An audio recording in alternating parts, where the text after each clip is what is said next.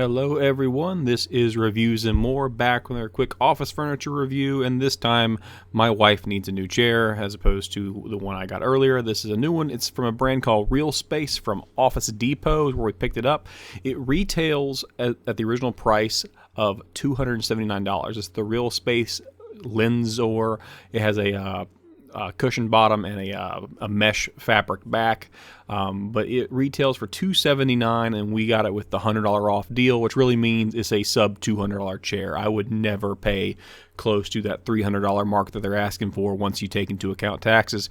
So $179 should be the standard price of it. It accommodates my weight. It goes up $275. I'm well below that for the time being. And this is just a quick assembly video and basic review, and you get to see my 230-pound frame sitting in it, just so you kind of know what to expect from it. So the first thing you're going to do is just unbox everything, get it all out of there. They have it wrapped very well to prevent damage if you get it shipped to you. So I would with some good confidence, if you want to get this item shipped to your house instead of going to pick it up, I think you can get it shipped and not have to worry about it arriving damaged. It's fairly well packaged. All the little PC parts are put in their own separate little bin, as you can see at the top of the screen there, which is kind of nice. The casters go in nicely. Make sure I'm on the concrete in my garage, which is why I'm using the little cardboard buffer, because I don't want to scratch the plastic here. The plastics, although it is plastic, it's very heavy-duty plastic, which is what you're going to have when you're dealing with any kind of weight on these things. But they go in nice and smooth. If you get one that won't go all the way in, my worst case scenario is always to get all 5 of the wheels in, turn it upside down, get it on the ground, and step on it a little bit, and that's usually enough to get it in there, and they won't come out. You can also upgrade these things. You can go on Amazon and find like the rollerblade wheels. These are universal caster slots, so you should be just fine doing that if that's something you want to do. Then you put the adjustable pump in there, or rather I guess you call it the piston, whatever you want to call it, to raise and lower the chair. And then from there, you're going to start jumping in and taking care of all the little PC parts for the bottom.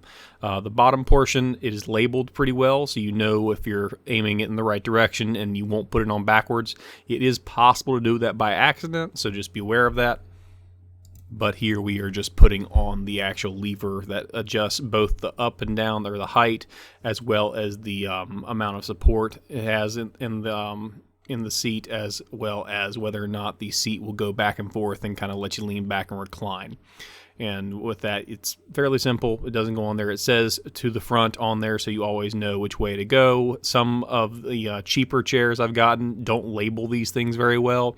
This one is. If you're ever curious with other chairs you assemble, that little portion that you kind of twist up and down, it looks like a knob, that almost always goes to the front of the chair, or to the front of the cushion, that is the bottom where you sit on. So just keep that in mind. All right, now once you get this thing laid out, and again, the cushion will say front as well, so you just got to match the front to front, and you're good to go.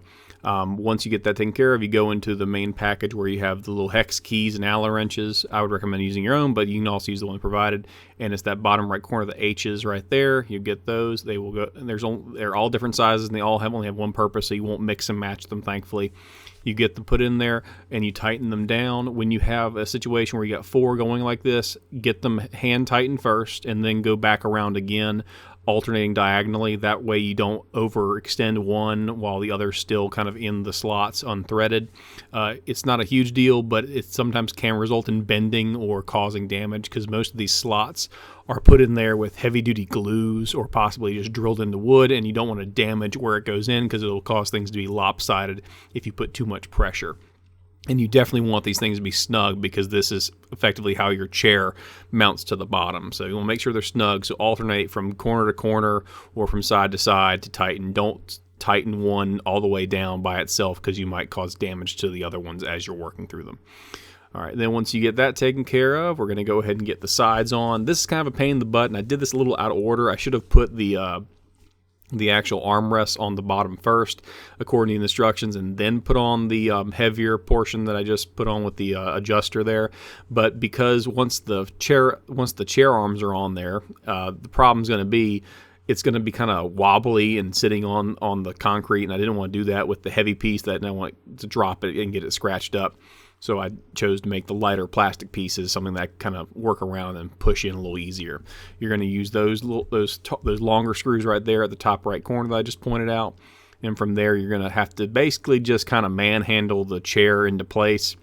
You're going to have to push it around to get through the bar that you see by my elbow there. It's not really that difficult, and there's not like two things trying to occupy the same space so much.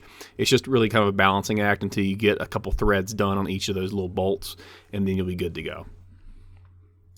Just bear in mind and keep an eye out where the front's pointed. You can put this on backwards in theory, but it will just look completely wrong. If you're worried about it, just make sure that what is clearly where your arm goes is pointed towards the front using the front indicator on the cushion, and that'll get you where you need to go. It's not idiot proof, but you can mess up if you're not paying attention to what you're doing just by not looking at the result you're getting. You could also end up putting one on front ways and one on back ways, and I want you to avoid doing that.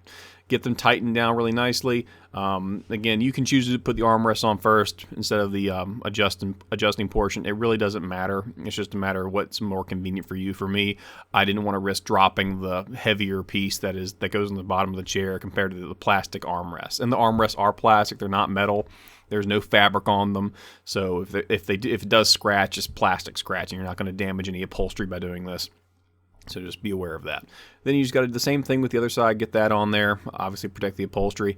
One thing I'll point out as this is working through is I really like these the mesh fabric or the mesh polyurethane, or the mesh plastic base, plastic backing that these have on the backrest of the chairs. I used to think they were garbage, but they've gotten so much better over the years. I really do like them. They support weight. And this one's actually very comfortable. I've also really noticed one of the biggest things about it is temperature-wise, things stay much more comfortable. I'm in the South, so it sometimes gets hot even when you're sitting inside the house. And if you start getting kind of that sweat on your back when you're wearing a t-shirt up against maybe a leather chair, that's kind of annoying and obnoxious. With these mesh back chairs, you don't have that happen, and that's one of the benefits that I didn't think I'd get, that I really do kind of notice when I compare it when I have to go to work and sit in a chair, and maybe the AC is not kicking that hard, so I end up getting a little bit hot in my office, and then I get sweaty and gross. I'm like, man, I wish I had that mesh back chair. So that's one of the benefits I really like to it. And this one has a 5-year limited warranty on it that I've never dealt with the company, so I can't really review the warranty. I can just say, hey, it exists. And obviously, Office Max also offers their little in-house warranties if you want to buy extension plans. I never buy them, but if you feel like you need one, go for it. And then once you get that taken care of, you just go ahead and put the chair on top of the thing. The back is still not on the chair yet, but if you want to make sure this is secure, just sit on it. But it only uses pressure because that's all it really needs. You can take them back off. It's just very difficult to get the chair off once it's on there. These aren't really made to be disassembled over and over and over again for travel or movement or anything. So don't expect that to be something you do. All right, the next thing we got to do is get the chair back on there, and that's actually the last step, which is kind of nice. So this is a very quick chair to put together. There are some where they want, their arms might be mobile pieces that move around there, and they kind of require a little more finesse and a little more instruction to them. But this is super duper simple, and on top of that, it's a very, very light chair. That's good and bad. It's good because it's easy for people to move who aren't necessarily large or strong and don't want to move heavy furniture. But it has the negative. Excuse me, I'm losing my voice. But it also has a negative impact because, in theory, light chair, light material means it could be weaker. I don't necessarily think that's true. I think the lightness primarily comes from the fact that the armrests are plastic, and the back of the chair is not a big, heavy cushion. Now, the back of the chair, even though it's not cushioned, it's that mesh material. It's very comfortable. It's got a good bit of give. It doesn't feel like you got your back against I'm going to say a cheap lawn chair or something. It doesn't have that feeling. So all you got to do is line the holes up. This is probably the easiest part to put together because they kind of more or less snap into place. You will see a gap right there. That's normal. That's the exact amount of gap you should see when you put it together. So it won't go down flush, super tight. It's designed to be that kind of distance because it was equal on both sides and all the holes lined up. So if you see that, don't panic. Then you just put the last set of screws in, get them nice and tight, and you'll be good to go from there. I would point out that this, again, make sure they're good and snug because this is where you'll be putting pressure. If you lean, I'm a leaner. If I'm in an office chair, I'm always leaning back in that office chair. So this is where you're going to see some stress points. So make sure it's good and tight. Make sure the tightness is even. That way you don't pop one and not the other, or worse, that you just feel uneven in the chair. So here's my fat butt in it. There we go, 230 pounds working its way through. The piston works just fine. It's very, very smooth. The casters are actually really nice. I'm used to caster wheels being super grindy and kind of nasty. These are pretty smooth. But there you go. The headrest function I thought would be kind of crappy, but I like the fact they got that indention headrest. It really actually is comfortable. God, I should have shaved before I did this video. But other than that, that's the review, guys. It's a great chair, but I will point out it's marketed at $279 right now without any kind of discount. I would not pay that much for it. We paid $179 for the chair, and I think that's the appropriate price. Any more than that, I think is too much. Have a great day, and thank you for watching.